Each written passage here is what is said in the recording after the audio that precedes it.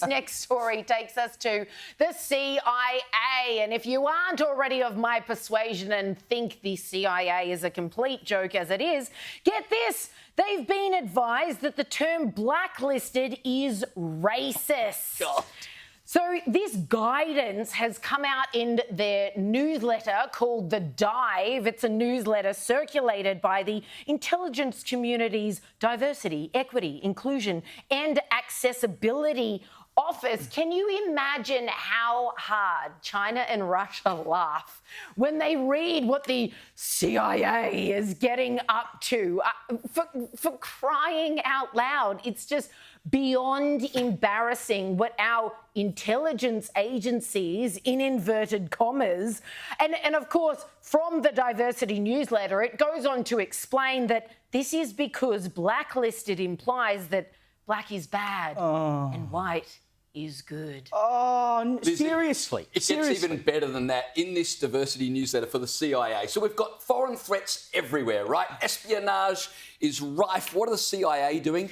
They're getting a cross-dressing agent to tell other CIA officials that being a cross-dresser has really helped him with his intelligence work. Listen to this. He says, I'm an intelligence officer and I'm a man who likes to wear women's clothes sometimes. I think my experiences as someone who cross-dresses have sharpened the skills I use as an intelligence officer, particularly my critical thinking. The Chinese and the Russians must be shaking in their boots. Yeah, and also that goes to show if you don't cross-dress, you're not as intelligent as you could be because it sharpened his skills. So you guys don't even know what other skills you could have unless you've given this a go. He understood women better, having...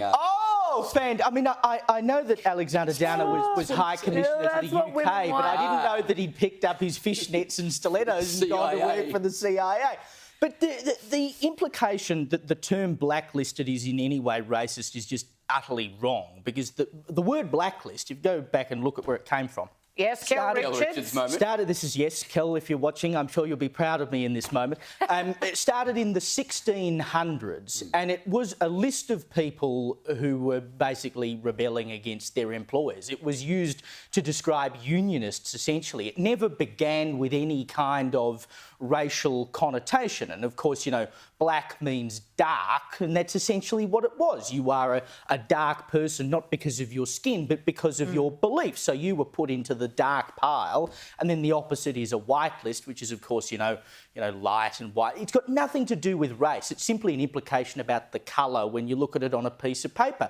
But how many other instances are there of words, well, where black is part of it, that's a good thing, right? Like back in black, you know, as in we're back in the black. Positive thing. We're back in the black financially. That's a good thing. If we were racist, we'd say back in white. Exactly. Or when I go to the races and I see a horse that I think is going to win its next race, I put it in my black book because I've marked it down as a horse that I think is going to go well. But when you view everything through the prism of race, right, any time you see the word black or you see the word right, you start going, oh my God, it must have some sort of racial connotation. Seriously, we are living in an episode of South Park.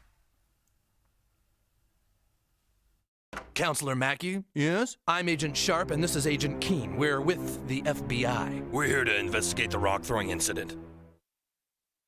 Okay, I've already taken care of it. Eric Cartman here is going to be punished with 2 weeks of detention. I'm afraid it's a bit more complicated than that, Mr. School Counselor. You see, since the victim in this case is African American, this is considered a hate crime. Seriously, that's where we're going. Anything that it has black in it, bad, can't have it, seriously. The Director of National Intelligence said that this diversity newsletter is very important because, quote, we're building a diverse and inclusive workforce, which is very important for America's spy agency. I mean, Boeing built a very diverse and inclusive workforce. Unfortunately, they can't build planes anymore.